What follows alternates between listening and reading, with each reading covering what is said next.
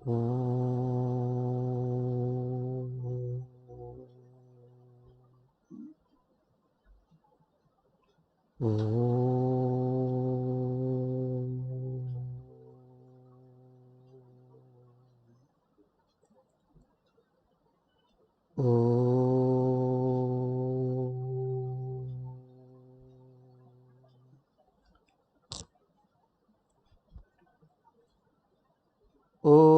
సహనావవతు సహనౌ భునక్తు సహ వీర్యం కరవావహై తేజస్వినావధీతమస్తు మా విద్విషావహై. ఓం శాంతి శాంతి శాంతి. ఓం గురుర్బ్రహ్మా గురుర్విష్ణుః గురుర్దేవో మహేశ్వరః గురురేవ పరం బ్రహ్మ తస్మై శ్రీ గురవే నమః. ఓం ప్రపన్నపారిజాతాయ స్తోత్రవేత్రైకపాణయే జ్ఞానముద్రాయ కృష్ణాయ గీతామృతదుహే నమః. సచ్చిదానందరూపాయ విశ్వోత్పత్యాదిహేతవే తాపత్రయ వినాశాయ శ్రీకృష్ణాయ వయం నమః. 92 పద్యం వచనం. అయి అవసరంబున గుంజరేంద్ర పాలన పారవశ్యంబున తా నమస్కారంబులంగీకరింపక మనస్సమాన సంచారుండై పోయిపోయి కొంత దూరము శింశుమార చక్రంబునన్ బోలే గురు మకర కుళీరవమీన మిథునంబై కిన్నేరేంద్రుని పాండాగారంబును బోలే స్వచ్ఛవర కచ్చపంబై భాగ్యవంతుని భాగదేయంబునం బోలే సరాగజీవనంబై వైకుంఠంబునం బోలే శంఖచక్ర కమలాలంకృతంబై సంసార చక్రంబునం బోలే ద్వంద్వ సంకుల పంక సంకీర్ణంబై ఒప్పే నప్పంక జా కరంబు ఉడగని. అప్పుడు ఏమైంది? వర్ణిస్తూ ఉన్నారు. ఆ గజరాజుని రక్షించాలి అనేటువంటి ఆయన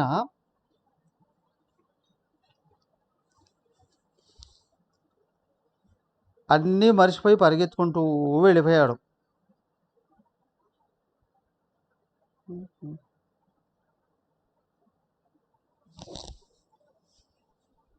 మరి ఈయనకి అడ్రస్ ఎవరు చెప్పారండి? గజరాజు ఇక్కడ నిండి అరిచాడు కదా, అరిచినప్పుడు మరే విష్ణుదేవుడికి గజరాజు ఇక్కడున్నాడని ఎలా తెలిసింది? అయితే ఇప్పుడు పిల్లల్ని అడిగితే చెప్పేస్తారు కదా, ఏమని లొకేషన్ పంపాడు. గజరాజు కష్టంగా ఉంది అని. అవునా? 100కు ఫోన్ చేస్తూ లొకేషన్ పంపించేశాడు ఎవరండి. అందుకే ఆయన అక్కడండి పరిగెత్తుకుంటూ వచ్చాడు ఎవరండి. పిల్లలు చెప్పేస్తారు కదా, మనమే కొంచెం ఆలోచన చేస్తాం. అది ఇప్పటిది కాదు బాబు, అది ఎప్పుడుదో అని చెప్పి మనకు కొంచెం సందేహం ఉంటుంది కదా. ఏదేమైనప్పటికీ కూడా ఈ లొకేషన్లు మ్యాప్లు అవన్నీ తయారు చేసింది ఎవరయ్యా? మీరు కట్టుకున్న ఇంట్లో ఏ మూల ఏముందో మీకు తెలీదా? అవునా? మీరు సర్దుకున్నటువంటి ఆ కిచెన్లో ఏ డబ్బాలో ఏముందో మీకు తెలియదా?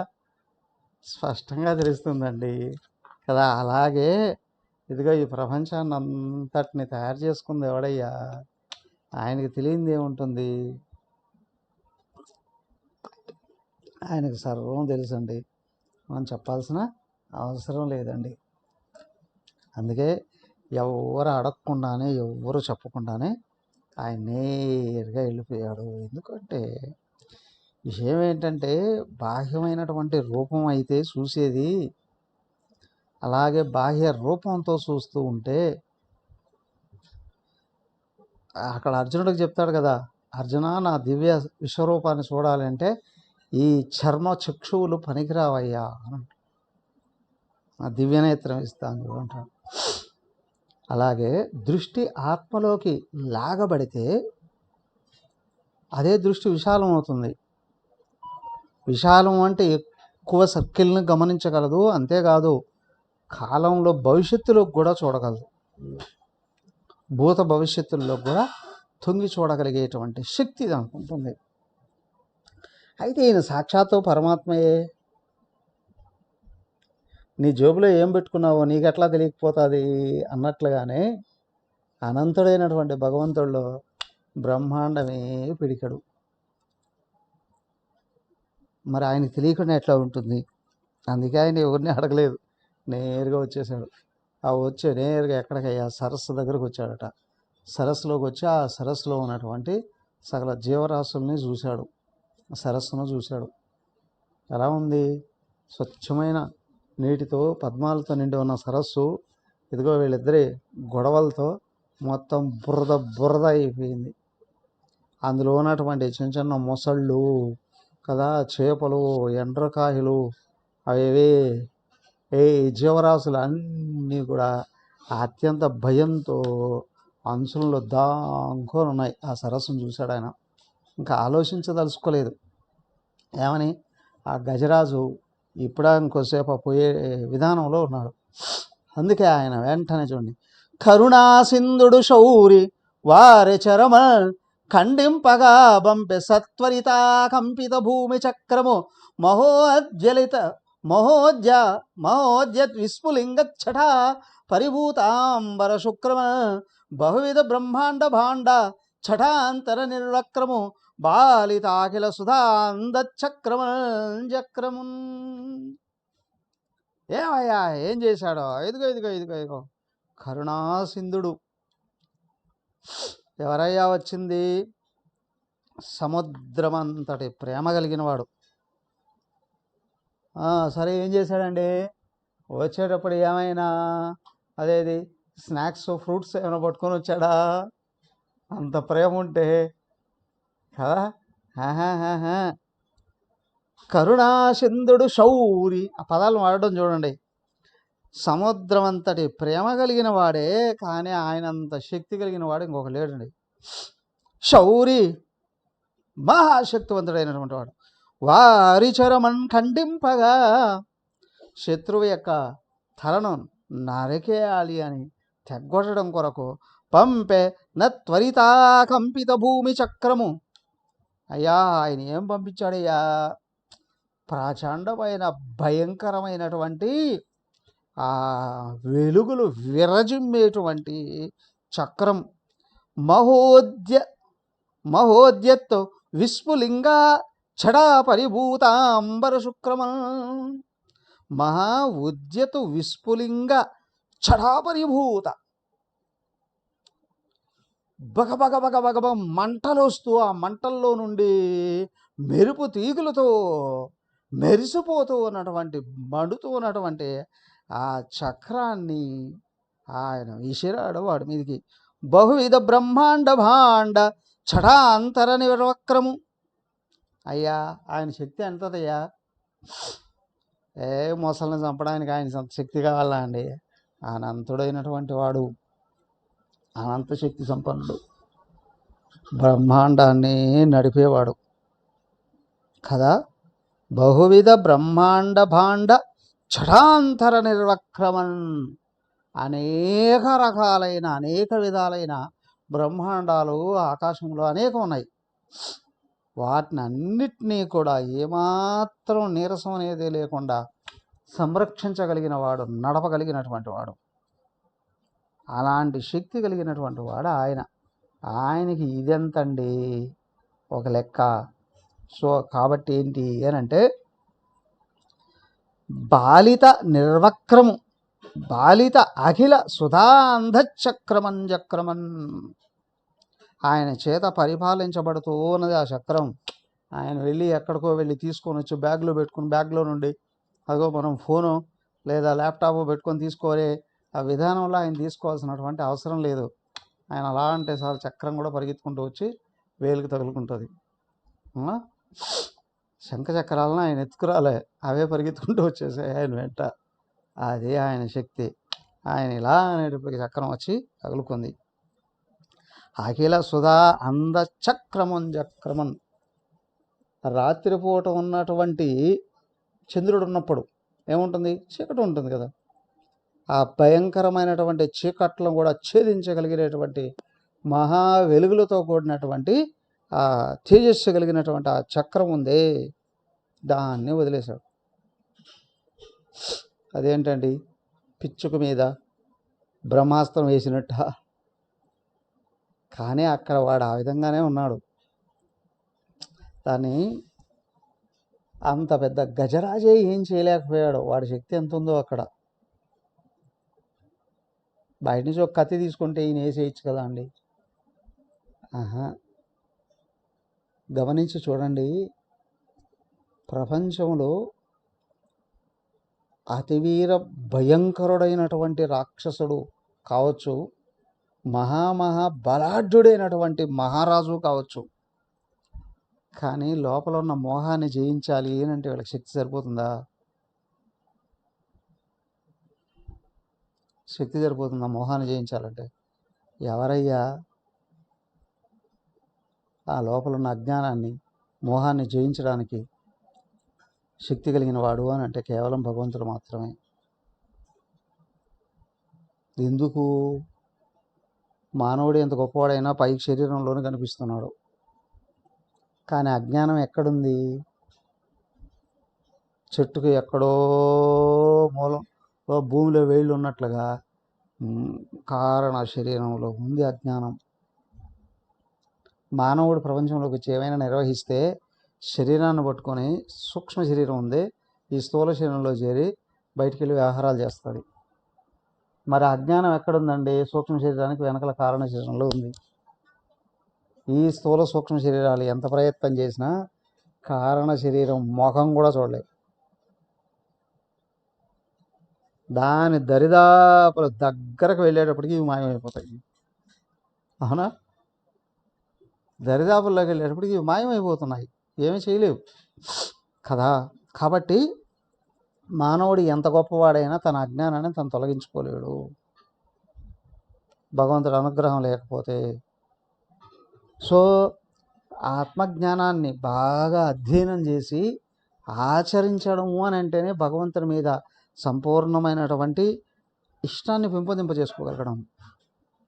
14వ అధ్యాయంలో చెప్తాడు చూడండి, సర్వానికి కారణమైనటువంటి ఈ త్రిగుణాలని వదిలిపెట్టి ఎవడైతే దీనికి ఆధారమైన ఆత్మను ఆశ్రయించి దాన్ని గుర్తించడానికి ప్రయత్నం చేస్తాడో ఆత్మే అజ్ఞానాన్ని కరిగించి తనలో గడిపేసుకుంటుంది. ఏమైవ ఏష వృణుతే తేన లభ్య ఆత్మా వివృణుతే తనం స్వాం. ఎవరు ఆత్మే కావాలి అని అనుకుంటున్నారో ఆత్మే తనను తను ఆవిష్కరించుకుంటుంది. ఎలాగా? సూక్ష్మ శరీరంలోనే ఉన్నాడు జీవుడు, స్థూల శరీరంలో నుంచి వ్యక్తమవుతాడు. ఈ జీవుడు వెనక్కి తిరిగి పరమాత్మను ప్రార్థిస్తే జీవుడికి పరమాత్మకు మధ్యలో ఉన్నదే అజ్ఞానం, అదే కారణ శరీరం. ఆయన వెలుగును వ్యక్తం చేసే కొద్దీ ఇది కరిగిపోతుంది, ఆయన ఫ్లో పెరిగే కొద్దీ ఇది కరిగిపోతుంది. అన్నమయ్య ప్రాజెక్టు ఎవరు తెంపేశారు?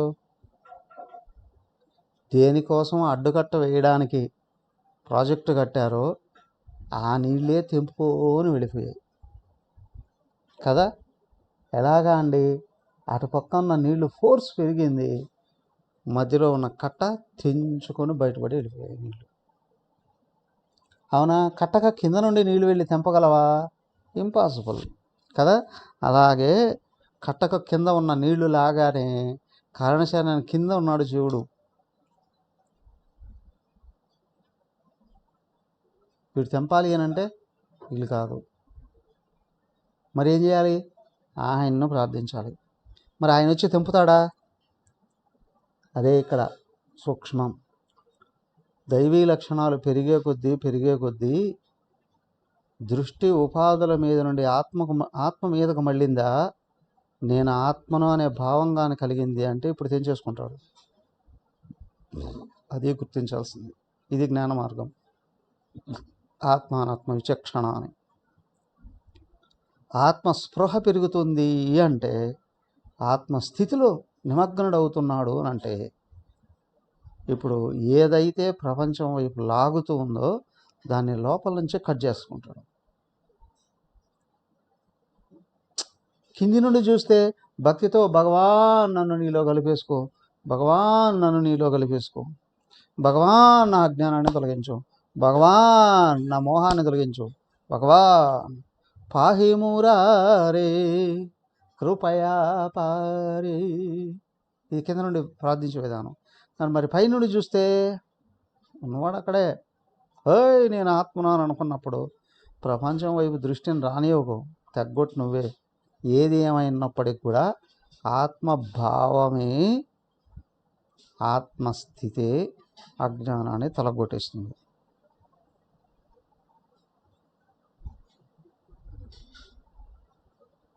అర్థమైందా? సో కిందున్నాను, దేహంలో ఉన్నాను అని అనుకున్నప్పుడు ప్రార్థించాలి. నేను ఆత్మను కదా అని ధైర్యం కలిగింది అంటే మహాత్మానస్తు మాం పార్థ దైవీం ప్రకృతిమాశ్రిత భజంత్యనన్య మనసః జ్ఞాత్వా భూతాదిమవ్యయం యస్మిన్ సర్వాణి భూతాని ఆత్మన్యేవ పశ్యతి సర్వభూతేషు ఆత్మానం తతో న విజుగుప్సతే.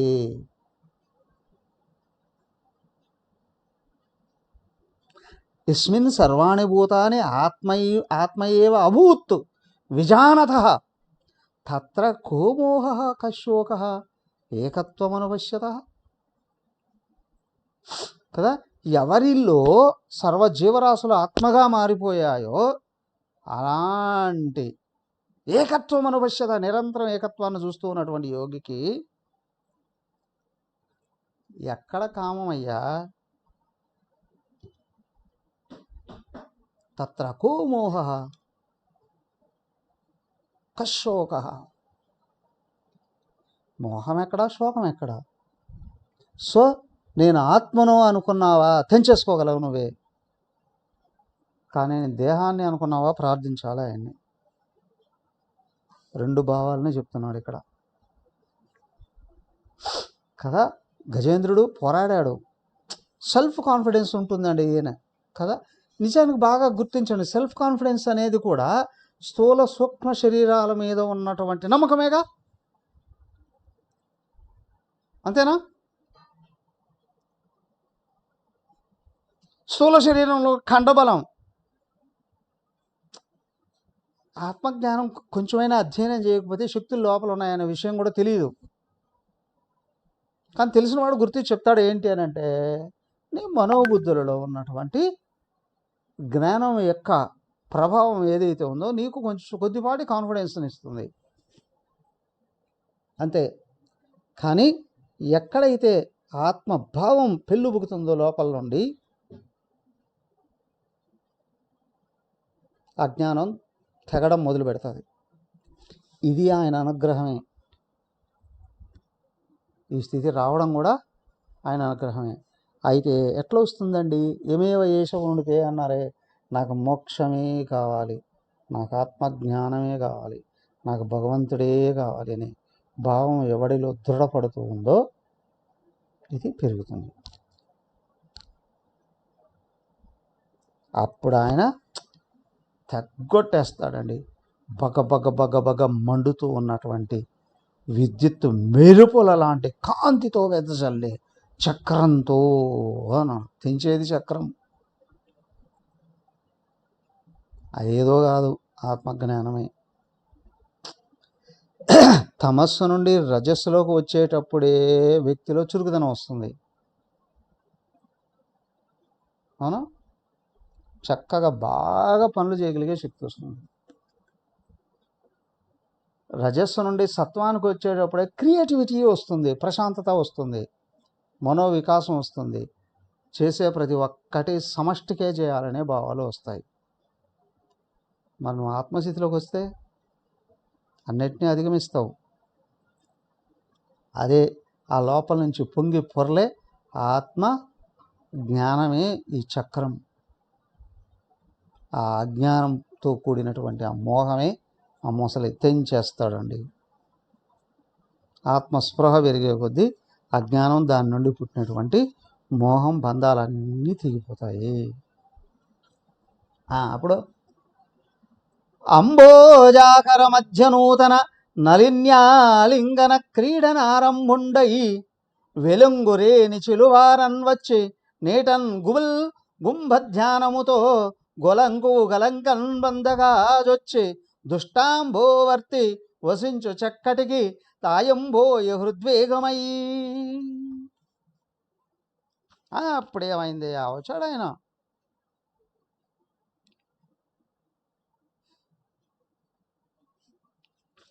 ఆ చక్రం ఉరికే ఉంటుందా? అంబోజాకర మధ్య నూతన నలిన్యాలింగన క్రీడనారంభుడైన వెలుంగు రేని చిలువారలన్ వచ్చి నీటం గుబుల్ గుంభధ్యానముతో కొలకుగలకంగా వందగా చొచ్చి దుష్ట అంబోవర్తి వసించు చక్కటికి రాయంబోయి హృద్వేగమై. ఆ చక్రం ఎంత వేగంతో వస్తూ ఉంది! ఈ కొలను ఏదో కాదు, మనకి ఎప్పుడు చెప్తూనే ఉంటారుగా, నీటిని చూపిస్తేనే ఏమంటారు? సంసారం అనే సముద్రం అండి, అజ్ఞానం అనే సముద్రం అండి. దాంట్లో ఒక పక్క అహంకారం ఉంది, అహంకారాన్ని మోహం పట్టింది. బాగా గమనించి చూడండి. మొసలి ఏనుగు ఇక్కడ కొట్టుకున్నట్టు మనకు కనిపిస్తుంది కదా, అవునా? ఏనుగు అహంకారం, మోహం మొసలి, ఇవి రెండో ఫ్రెండ్సా శత్రువులా?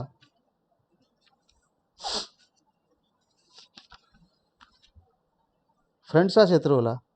ఆ రెండు కలిసిమెలిసి ఉంటాయా? ఉదాహరణ ఒకటి కొట్టుకుంటాయా? అవి ఎప్పుడు ఫ్రెండ్స్, ఎప్పుడు శత్రువులు?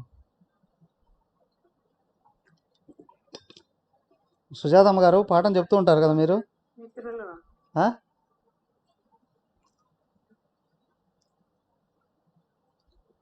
చెప్పండి.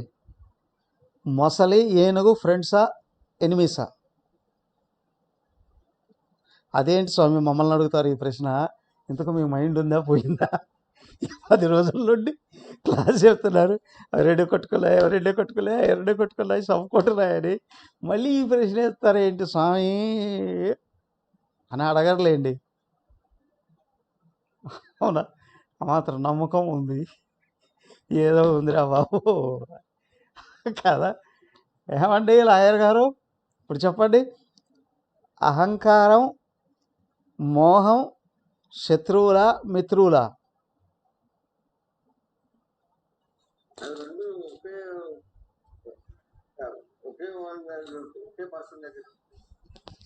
గమనించి చూడండి. తమో గుణంలో ఉన్నంత వరకు వీళ్ళిద్దరూ అత్యంత ఆత్మీయులైన స్నేహితులు,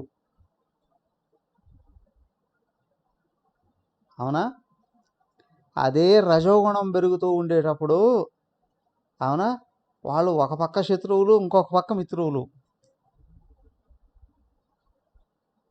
అవునా కదా? రజోగుణం పెరుగుతుంది అంటే ప్రతి ఒక్కడికి నేనే జయించాలి, నేనే జయం పొందాలి, నేనే సక్సెస్ పొందాలి, అవునా కదా?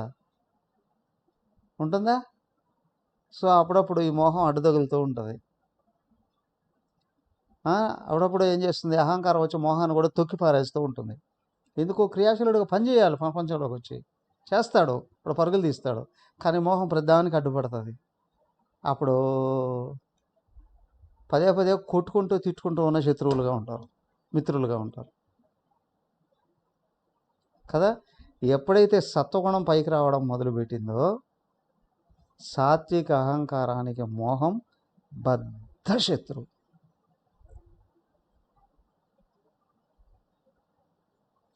సాత్విక అహంకారానికి మోహం బద్ధ శత్రువు. ఇప్పుడు గమనించి చూడండి, ఆ గజాసురుడు, గజం అంటేనే రజోగుణం, అవునా? వాడు రజోగుణంలో ఉండేటప్పుడు ఏమవుతుంది అంటే, మాన గర్వాధిరూఢం ఉండరా? యౌవనస్థో విషయ విషదరై పంచబిర్మర్మ సందౌ దష్టో నష్టో వివేక సుతదన యువతి స్వాద సౌఖ్యే నిషన్న శైవే చింతా విహీనం అహో మాన గర్వాధిరూఢం. ఉంటాయి రజోగుణంలో. ఇవన్నీ రాజసిక లక్షణాలు కదా. ఈ రాజసిక లక్షణాల్లో అటు ఇటు అటు ఇటు అటు ఇటు అవుతుంటాయి. కానీ సత్వగుణం ఎప్పుడైతే వస్తుందో ఈ లక్షణాలన్నీ శత్రువులుగా ఉంటాయి. మొదట ఎవడు సాత్వికుడో వాడిలో ఉన్నటువంటి వాడి లోపల ఈ అజ్ఞానం, అవిద్యా కామకర్మలే శత్రువులు. మనయే మనుష్యాణం కారణం బంధమోక్షయో అన్నారా కదా. మలిన మనస్సు, శుద్ధ మనస్సు, ఈ రెండే కొట్టుకుంటాయి. కౌరవులు పాండవులు, అసురగుణాలు దైవీ గుణాలు. 16వ అధ్యాయం వినుంటారుగా, అమోఘంగా ఉంటుంది 16వ అధ్యాయం.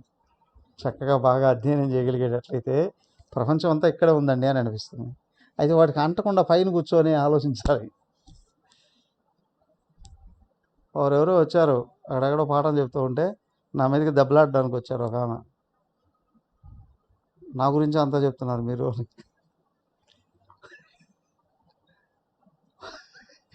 నమస్కారం చేసే బాబు, నేను ఎవరి గురించి ఆలోచించలేదు తల్లి, పాఠంలో ఉంది అని పైన కూర్చొని చూస్తే ప్రపంచం అంతా కనిపిస్తుంది 16వ అధ్యాయంలో.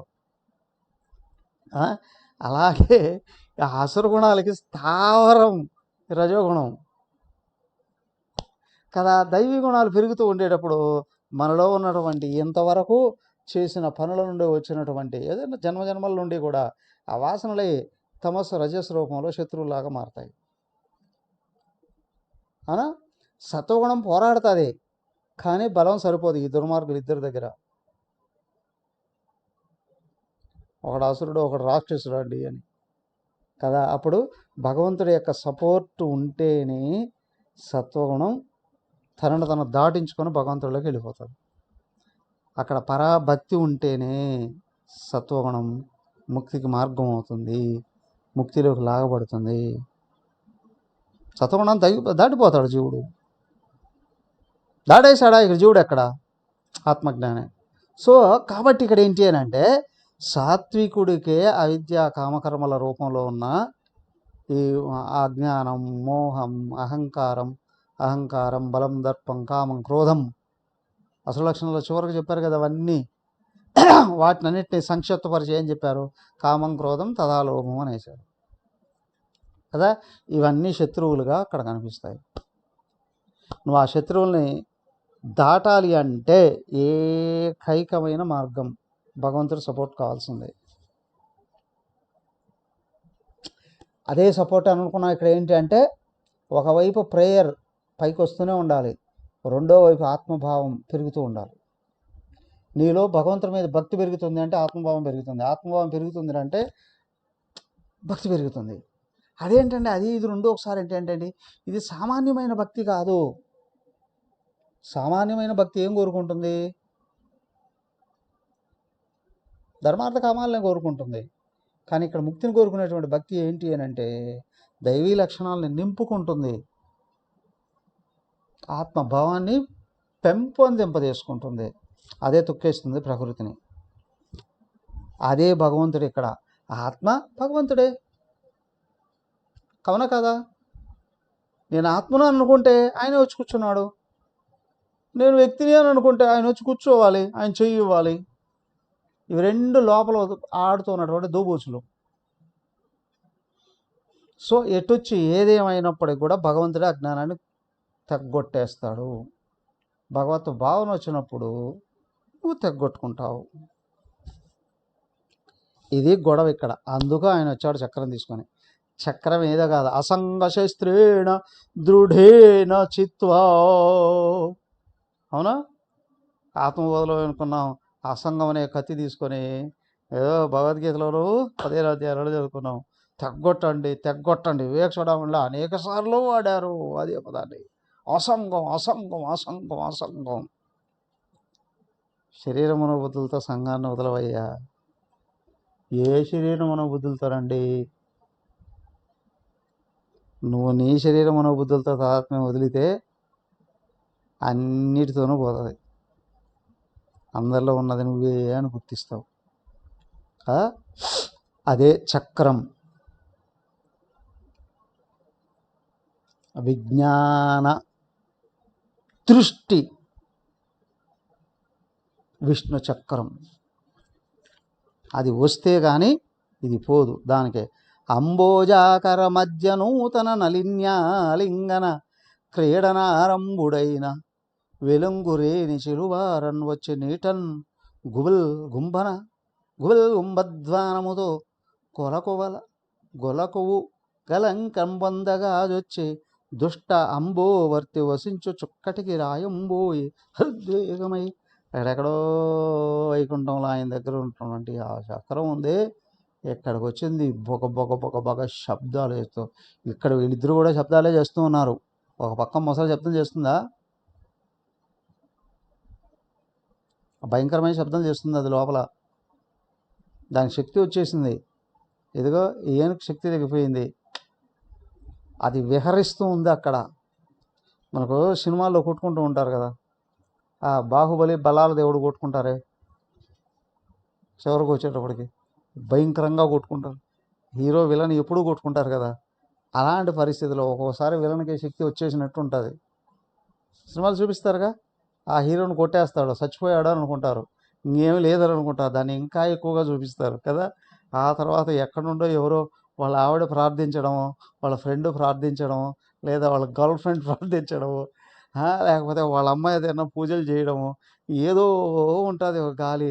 అప్పుడు వాడు చచ్చిపోతూ ఉన్నటువంటి వాడు కూడా అలాగా కళ్ళు తెరిచి ఒక్కసారి ఇట్లా పైకి వచ్చాడు కదా. అలాగే ఏంటి అంటే ఇదిగో వీడి శక్తి పెరిగిపోయింది. హీరోని చంపేశాను అనుకున్నాడు, ఆడి దగ్గరికి ఈయన పంపించాడు. అంత భయంకరంగా ఆ కొలంలో బుకపరమ శబ్దాలు చేస్తూ పెరుగుతున్నటువంటి ఆ మొసలి దగ్గరికి ఇది వెళ్ళిపోయింది. చక్రం వెళ్ళిపోయి కొట్టేసింది. భీమంబై తలంద్రుంచి ప్రాణంబనల్ బాపే చక్రమాశుక్రియ హేమక్ష్మాధర దేహమన్ జగిత వన్యేభేంద్ర సందోహమన్ కామక్రోధన గేహమన్ గరటి శ్రావగాహంబు నిస్పీమోత్సాహము వీతదాహము జయశ్రీమోహమన్ రాహమన్. ఒకవైపు ఏమో ఇంతకుముందు పద్యం చెప్పినప్పుడు ఈ మొసలి ఎంత భీకరమైనటువంటి శబ్దాలు చేస్తుంది లోపల అని, దానికి ఆత్మవిశ్వాసం పెరిగిపోయింది అక్కడ కదా, దేహం శక్తి పెరిగింది, ఎంత భయంకరంగా శబ్దాలు చేస్తుంది అని. రెండో వైపు ఈ పదంలోకి వచ్చేటప్పటికి భీమంబై తలంద్రుంచి ప్రాణముల్ బాపే చక్రమా శుక్రియన్, భయంకరంగా వెళ్ళి ఈ చక్రం ఆ మొసలి యొక్క తలం తెంచేసింది, ప్రాణాలు తీసేసింది. హేమక్ష్మాధర దేహమన్ జగిత వన్యేభేంద్రుడు సందోహమన్ కామక్రోధన గేహమన్. మరి ఈడెట్టున్నాడయ్యా ఈ గజేంద్రుడు? వాడు వాస్తవానికి బంగారు వర్ణంలోనంట. ఏనుగు బంగారు వర్ణంలో ఉండడం ఏంటి? ఈ కవిగారి చాదస్తం కాకపోతే, అవునా? మనకి ఇష్టం ఉంటే ఏ విధంగా వర్ణించేస్తారు కదా. ప్రతి ఒక్కరు దానికి ఏంటారే, కాకి పిల్ల కాకి ముద్దు. ఈ కవి ఏంటి అంటే ఇక్కడ విధంగా బాహ్యంగా చూస్తే ఇక్కడ ఈ విధంగా పొగడాలి కాబట్టి పొగుడుతున్నాడు. రెండోది ఏంటి అని అంటే సాత్విక అహంకారం ఉంది, అంత కళగానే ఉంటుంది అని చెప్పడం. ఆ విధంగా తీసుకోగలగాలి, భావించగలగాలి. ఈ బంగారు వర్ణంలో ఉందంటే ఏనుగు అంతవరకు చచ్చిపోయానే అని బాధతో ఉన్నటువంటి ఆ ఏనుగు వాస్తవానికి ఇక్కడికి వచ్చేప్పుడు కామక్రోధాల్లో నిండి ఉంది. ఆ ఏనుగు సామాన్యమైనది ఏం కాదు అది. అందుకే ఏంటంటే ఏనుగంత బలంగా ఉంది కదా, ఒక్క తొక్కితే వెళ్ళిపోయి ఉండేది కదా మొసల్ని. అలా కాదు. ఏంటంటే ఇప్పుడు అతి విశ్వాసం ఎక్కడైతే పెరుగుతుందో చేయకుండా తప్పులు చేసేసి ఇరుక్కుపోతాడు. చిన్న చిన్న పొరపాట్లే ఉంటాయి, ఇరుక్కుపోతారు. ఆ తర్వాత దాంట్లోంచి బయటకు రాలా గుంజుకోవాల్సిన అవసరం అనేటువంటిది ఏర్పడుతుంది. అదే ఏనుగు స్థితి కూడా అంత బలంతో ఉంది. వేల ఏనుగులు చుట్టూ ఉన్నాయి. అది కామక్రోధాలతో ఇష్టం వచ్చినట్టు వ్యవహరించినటువంటిది.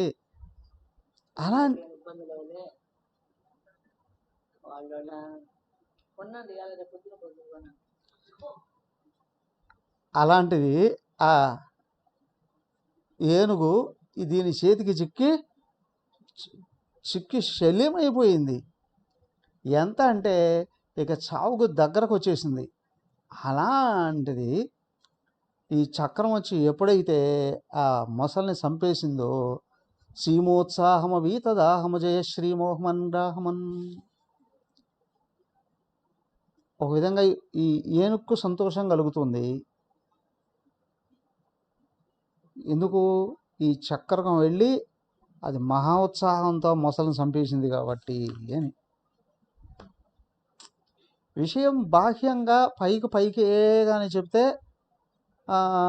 కవి యొక్క వర్ణన, ఆ పదాల యొక్క గారడి, విష్ణుదేవుడి యొక్క గొప్పతనం అనేటి మాత్రమే కనిపిస్తాయి. కానీ ఏంటి అంటే ఇది ఒక ఆధ్యాత్మిక సాధకుడిగా లోపల గుర్తిస్తూ ఉన్నారు అని అంటే 3 విషయాలు చూడండి ఇక్కడ. 4 పైన విష్ణుదేవుడు, ఈ కింద మొసలి, మధ్యలో ఒక పక్క ఏనుగు, వీళ్ళకి మధ్యలో చక్రం. ఏమేమిటి ఇవన్నీ? అదే అజ్ఞానం, మోహం కదా. ఈ ఏనుగేమో ఇక్కడ అహంకారమే, కానీ అది భగవంతుడిని ప్రార్థించడంలో సాత్వికంగా మారిపోయింది. భగవంతుడు పైన ఉన్నాడంటే అన్నిటికంటే ఉత్తమంగా ఉన్నాడు, సర్వవ్యాపకుడుగా ఉన్నాడు. ఇప్పుడు ఆయన నుండి చక్రం వచ్చింది. ఏమొచ్చింది అంటే విజ్ఞానం వచ్చింది. సాత్వికుడు పరాభక్తితో భగవంతుడిని ప్రార్థించినప్పుడు పరమాత్మ నుండి తేజస్సు వస్తుంది. తేజ క్షమ ధృతి శౌచం అని అన్నారు చూడండి అక్కడ. ఆ తేజస్సు ఈ చక్రం మోహం అనే అజ్ఞానాన్ని తెంచి పారేసింది. ఇది లోపల సమన్వయం చేసుకోవాల్సినటువంటి విధానం. అప్పుడు అక్కడ అతి అద్భుతమైనటువంటి మధురం కనిపిస్తుంది. ఇప్పుడు చక్రం అంటే చక్రం ఆయన ఇట్లా తిప్పేట్లు వేసాడు కదా, ఆ చక్రం మెరవడం ఏంటి, చక్రంలో మంటలు రావడం ఏంటి, చక్రంలో విద్యుత్తులు పుట్టడం ఏంటి, ఇటు తిప్పి అక్కడ వేసాడు కదా, ఎంత దూరం ఉంటుంది, అక్కడికక్కడ కొన్ని అడుగులు ఉండొచ్చు అంతేగా. ఇవన్నీ ఏంటండి? లోతుకి తొంగి చూస్తే తెలుస్తుంది. ఎందుకనంటే సూర్యుడు ఉదయిస్తున్నాడు అంటేనే ఆ వెలుగులు ఎలా వస్తాయి, అరుణ కిరణాల్లాగా వచ్చే తర్వాత బంగారు కిరణాల్లాగా వచ్చే, ఆ తర్వాత మొత్తం పైకి వచ్చి ఇక్కడ కటిక చీకట్లని మొదట తొలగిస్తూ సర్వ చీకట్లను తొలగించి పారేసి మొత్తం వెలుగుతో నింపినట్టు అని ఆ ఉపమానాన్ని కూడా ఆత్మజ్ఞానానికి సమన్వయం చేస్తాంగా. ఏది ఏమైనప్పటికీ కూడా సాత్వికత ఎక్కడ మొదలైందో, ఎక్కడ ఆత్మజ్ఞానం స్టార్ట్ అయిందో అప్పుడే జీవితం యొక్క గొప్పతనము, జీవితంలో ఉన్నటువంటి మహత్తు, జీవితం యొక్క విలువ 3 అర్థమవుతాయి. అంటే మిగతా వాళ్ళకి అర్థం కాదా అండి? ప్రతి ఒక్కడికి ఉంటుంది నేను సావకూడదు, బ్రతకాలి అని కదా. పైగా నేను బ్రతకడం కొరకు ఎంతమంది నేను చంపుతాను అని అంటాడు. దాన్ని ఏమంటారు? అవునా? ఆ రెండోది ఉంది, అది మొత్తం వెళ్ళిపోతుంది ఇక్కడ సాత్వికతలోనే. ముఖ్యమైనది మరొకటి వచ్చింది. ఏంటి అంటే నా జీవితం నాకెంత ముఖ్యమో అందరి జీవితం అందరికీ ముఖ్యం. ఇది కూడా నైతికతలోనే వస్తుంది, దైవీ లక్షణాల్లోనే. కానీ అసలు ఆత్మజ్ఞానం వచ్చేటప్పటికి ఏమనిపిస్తుంది అని అంటే అందరూ నేనే కదా, కాబట్టి నేను ఎవడిని తనకు వేరుగా చూసిన అజ్ఞానమే. ద్వైతాత్వ భయం భవతి, భయం వచ్చేస్తుంది, అజ్ఞానం నిండిపోతుంది. నేను పరిపూర్ణంగా శాంతిని ఆనందాన్ని పొందాలి అని అనుకునేటట్లయితే నేను ఎవరిని నాకంటే వేరుగానే చూడు. అవునా? ఇక్కడి నుంచి పుట్టేటువంటి ఆ కాంతే చక్రం.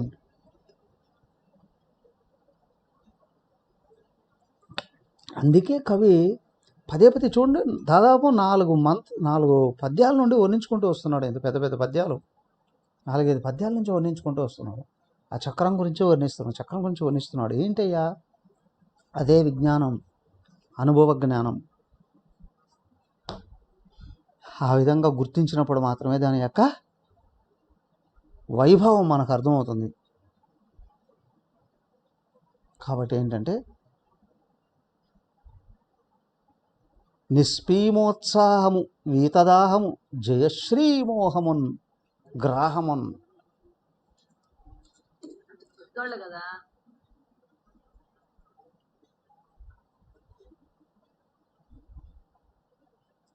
నిస్సీమ ఉత్సాహము. ఈ పదాలు వైభవం గుర్తించారా?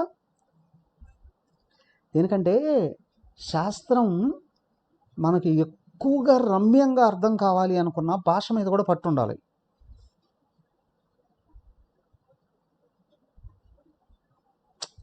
భాష మీద పట్టు ఉండాలి. ఇక్కడ నిస్సీమ ఉత్సాహము అంట. సీమ అంటే అర్థం, ఇప్పుడు చాలామంది అనొచ్చు అక్కడ మాదండి అని. సీమ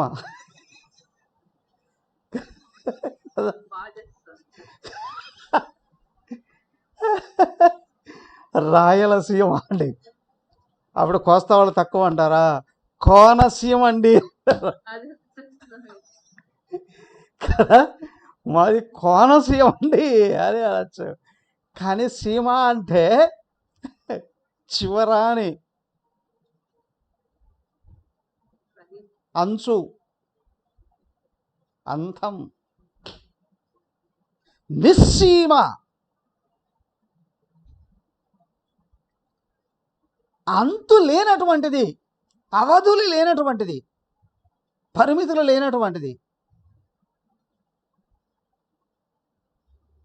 అనంతం, అవ్యయం. నిస్సీమ ఉత్సాహము. చక్రానికట అవధులు లేని ఉత్సాహంతో చక్రం పోయిందట. చక్రం ఒట్టి చక్రం అనకండి ఇక్కడ, అవునా? ఆ చక్రమే ఇక్కడ భరతుడుగా పుట్టి ఏం చేసిందో తెలుసుగా.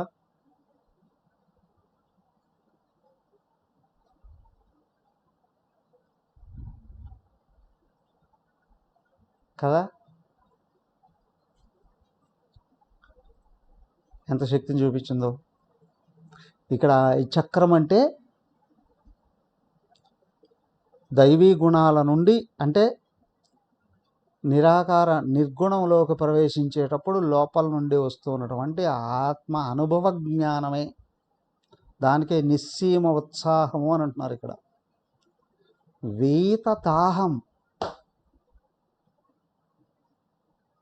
దాహం అంటే కోరిక, అవునా? వీత దాహం అంటే కోరికలకు అతీతమైనటువంటి స్థితి, వదిలిపెట్టబడినటువంటి దాహం.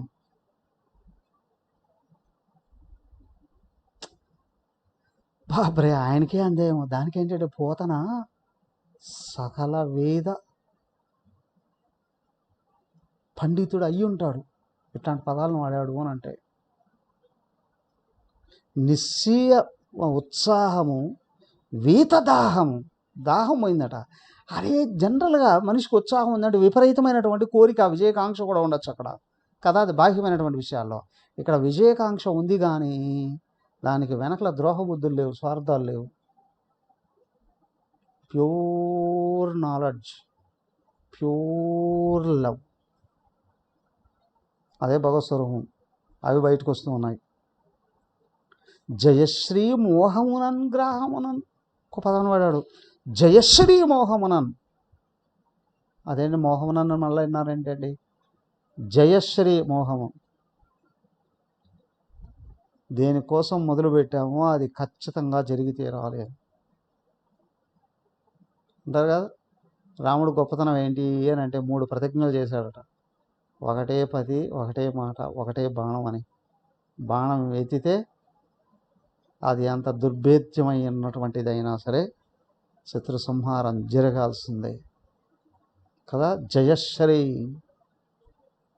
విజయం కంపల్సరీగా పొంది తీరాలి అనేటువంటి స్థితితో వచ్చినటువంటి మోహమున్ గ్రాహమున్ జయశ్రీ. అక్కడ అది పట్టుకోనుందే, మోహం అనే పేరు కలిగినటువంటి ఆ గ్రాహం, మకరం, దాన్ని జయించాలి అనేటువంటి, ఏమంటారు ఇక్కడ, లక్ష్యం అంట. వీతదాహం అన్నాడు, కోరిక లేదని అన్నాడు. దానికే ఆత్మజ్ఞానం కించెత్తు అయినా వికసించేటప్పుడే మాటలు అందంగా ఉంటాయి, భావాలు అందంగా ఉంటాయి, ముఖము అందంగా ఉంటుంది, వాళ్ళు చేసే పనులు అందంగానే ఉంటాయి, వాళ్ళు ఏం చేసినా అందంగానే ఉంటాయి. ఎందుకు అంటే వాళ్ళు ఎవరిని నొప్పించరు. నొప్పించిన సత్యాన్ని బయటికి తీయడానికి, తత్వాన్ని బయటికి తీయడానికి, ఆనందాన్ని బయటికి తీయడానికి ఉపయోగిస్తారు. కాబట్టి అయ్యా ఈ విధమైనటువంటి దృష్టితో ఇట్లు నిమిషస్పర్శనంబున సుదర్శనంబు మకరితలంద్రుంచునవసరంబున, ఇట్లు నిమిష స్పర్శనంబున. నిమిష అంటే నిమిషం అంటే అదే కదండి, మినిట్. అంటే ఇప్పుడు మినిట్ అంటే నిమిషాన్ని తాకిందా ఇది చక్రం? నిమిష స్పర్శనంబున. నిమిష అంటే నా మిష అని, ఆ భావంతోనే నైమిష అరణ్యం వచ్చింది అని. నైమిషులు అంటే దేవతలు, కళ్ళు ఆర్పణ వాళ్ళు అని. కళ్ళార్చడం అంటే నా మిష, నా మిష కళ్ళార్చినటువంటి వాళ్ళు ఎవరయ్యా అంటే దేవతలు కళ్ళార్చరండి. ఎందుకండి ఏంటంటే అమ్మగారు ఎప్పుడో అన్నారు వాళ్ళకి కర్రెప్పలు ఉండవట.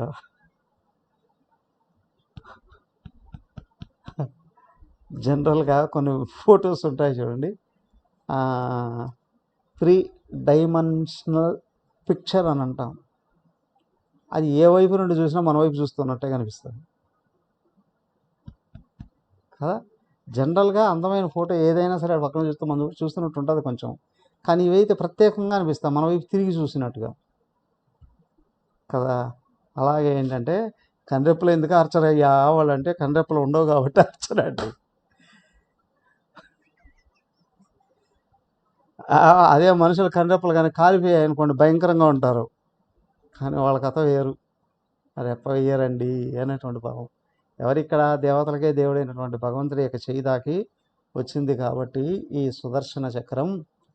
అందుకే వచ్చింది సుదర్శనంబు మకరితల త్రుంచునవసరంబున. ఆ మోహరూపమైనటువంటి ఆ మకరాన్ని తెంచేయాలి అనేటువంటి అవసరంతో వచ్చింది కాబట్టి అది ఆ విధంగా ఉందండి. మకరం ఒకటి రవిజొచ్చెను. ఇది వెళ్ళి ఎప్పుడైతే ఆ మొసలు తల నరికేసిందో, మకరం ఒకటి రవిజొచ్చెను, ఈ లోపల భయపడిపోయి ఎగిరేసిందట, లేదా ఈ దెబ్బకు తగులుకుందో ఏమో, ఇంకొక మొసలు పోయి సూర్యుడి దగ్గర పడిందట. అంటే సూర్యుడు అనే అబ్బాయి ఎవరైనా ఉన్నారా అండి అక్కడ? ఎవరైనా మనిషి ఉన్నారా? ఇదంతా అలంకారం కదా. సూర్యుడి దగ్గర పడిందట. మకరము మరి ఒకటి తనదు మాటన దాగెను. ఇంకొక మొసలు వెళ్ళి ఆ సూర్యుడి షాట్లో దాంకుందట. అంటే అంత వేగంగా అంత భయంతో వెళ్ళి చల్లా చెదరగా పడిపోయాయండి అని. మకరాలయమున దిరిగడు మకరంబులు కూర్మరాజు మరుపున కరిగన్.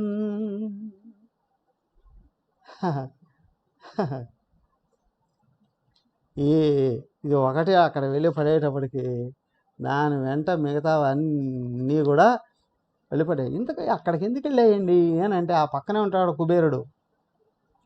కుబేరుడికి వాహనం ఏంటి అంటే మకరం అన్నమాట. వీళ్ళ రాజు అక్కడ ఉన్నాడో ఏమో, ఆయనకి వెళ్ళి చెప్పుకోవడం కొరకు వెళుతున్నారా అన్నట్టుగా ఇవన్నీ అట్లాగా వెళ్ళి పడ్డాయండి. ఉపమానం ఇదంతా కూడా. ఆ విధంగా ఏమైందండి, మొసలి తల తెంచేశాడు ఆయన. గజేంద్రుడు బయటపడ్డాడు. ఇంతకు ఈ మొసలి ఎవరు, ఎక్కడ, ఏంటి రేపు చూద్దాం. హరి ఓం. ఓం సర్వే భవంతు సుఖినః, సర్వే సంతు నిరామయాః, సర్వే భద్రాణి పశ్యంతు, మా కశ్చిద్ దుఃఖభాగ్ భవేత్. ఓం శాంతి శాంతి శాంతి. హరి ఓం. శ్రీ గురుభ్యో నమః. హరి ఓం.